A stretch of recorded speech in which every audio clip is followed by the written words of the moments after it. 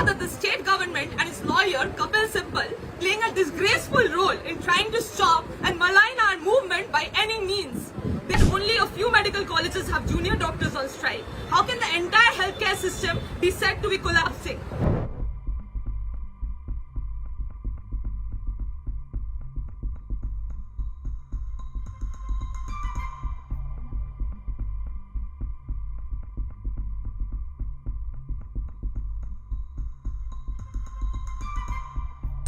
After today's Supreme Court hearing, we are deeply disheartened and aggrieved.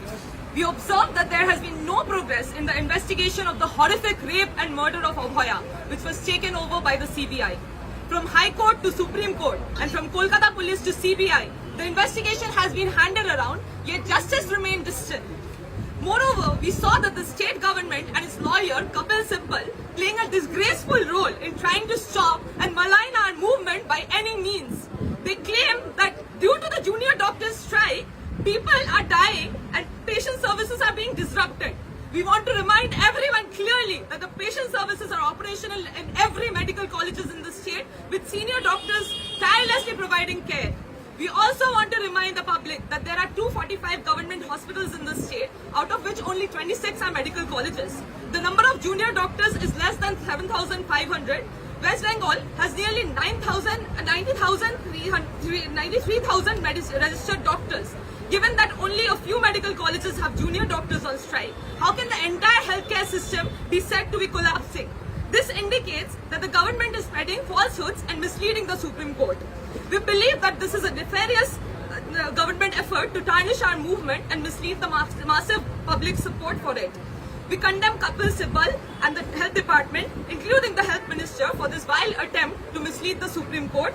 We want to remind both the government and the Supreme Court that junior doctors are not the main pillar of healthcare system. They are merely trainees. If we accept the government statistics as true, and then if the healthcare system collapses due to the junior doctors' strike alone, it actually highlights the severe shortage of senior doctors, nurses, and healthcare infrastructure in government hospitals. The Health Department and Health Minister cannot escape the responsibility for this. We also saw that Kapil Sibal and state government have shifted the blame for the violent activities that occurred during a political program on August 27th onto us. We want to remind clearly that we had stated on August 26th that we had no connection with the political program, did not support any violent or politically motivated activities, and will not do so in future. However, the way the government and their lawyer have lied to the Supreme Court, we strongly oppose and condemn it. Even after 30 days of the incident, the state government has not taken any sincere steps regarding the main demands of the movement. They are trying to place all the blame on the CBI investigation. No action has been taken regarding the police negligence or the healthcare corruption. The suspension of Shondip Ghosh, Virupakha Vishwas or Obhik De seems more like a mere cover-up.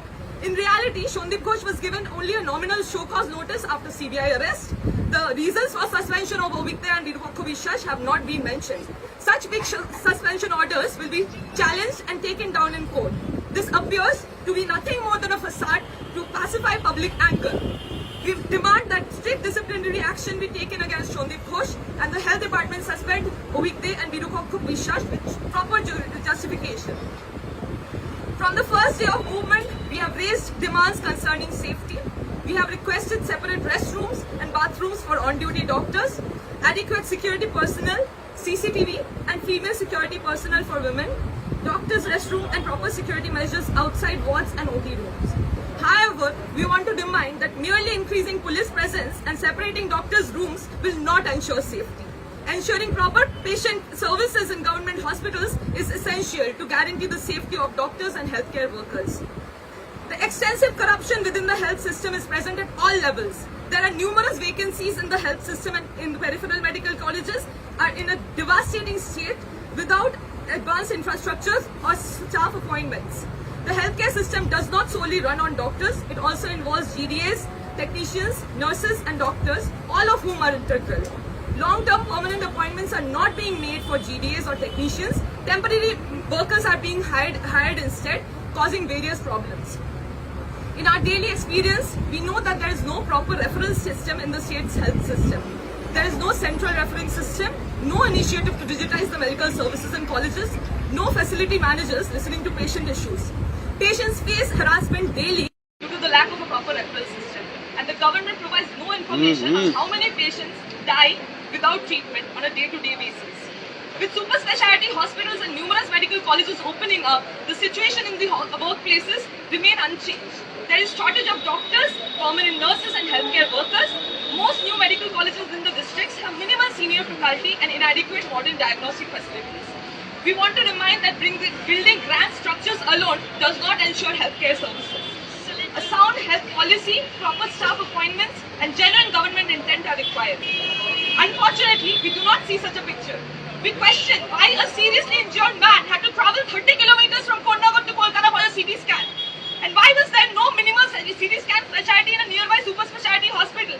If the government generally cares about providing medical services to the poor people in district, why are district hospitals and primary healthcare systems not being revamped? We demand proper government healthcare infrastructure in each district, not mere token appointments of civic doctors and nurses. Throughout this process, the health department has taken a appalling role. It is clear to us now that the cycle of immense corruption in the state's health system and the threat politics in colleges cannot be avoided by the senior officials of the health department.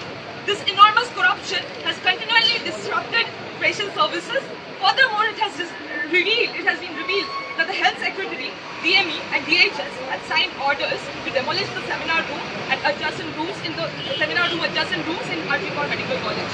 We thus demand the removal of the health secretary, DME and DHS and that they be brought under CBI investigation. We want to know the health minister's stance on the massive corruption in the health department. We have yet to hear any clear statement from them. We had hoped to bring about a fundamental change in the healthcare system, making it truly people-centric through our movement for Abhaya's justice. However, now Kopi Sibal and the government are attempting to label the movement as anti-people in the Supreme Court. In this situation, we are calling for a march from Karunamoyi to Shastri Bhavan at 12 p.m. tomorrow with the demands mentioned above to ensure a proper healthcare system capable of providing appropriate medical services to the general public. So from the Chief Minister's test treatment, we learned that the CP allegedly submitted his resignation. He himself admitted to the investigation's negligence. So why has his resignation not been accepted? Is it the police job to only control crowds during festivals? Is this the force on which our women of the state will depend? He should immediately be removed and relieved of his duties. DC North, who offered money to Abhaya's family, should also be brought under investigation. And DC Central, who tried to shield Obhikde with falsehoods, should face punitive action. We do not want the future of any medical college to resemble the situation at Archicor. The events of August 9 are not isolated incidents, but the ultimate and horrific results of the ongoing politics of threat in each and every college. Every college should ensure the participation of elected representatives of the union and RTA in the college council and Rogi Kollan Shavi. The government should conduct elections among students and junior doctors in all colleges in a healthy, fair, democratic manner. We appreciate the overwhelming support of the people of Bengal for our movement with them. Reclaim the night protests and the human chains being formed on the streets. Conversely, we strongly condemn the attacks by the ruling party's goons and police on the general public from Noihati to Barashat and from Mathapanga to Bajrapara. Our movement is a comprehensive one, a movement of the people. The government or the Supreme Court should not forget this. We view the actions of the general public as an attack on us as well, and we demand immediate punishment for all those involved in these incidents.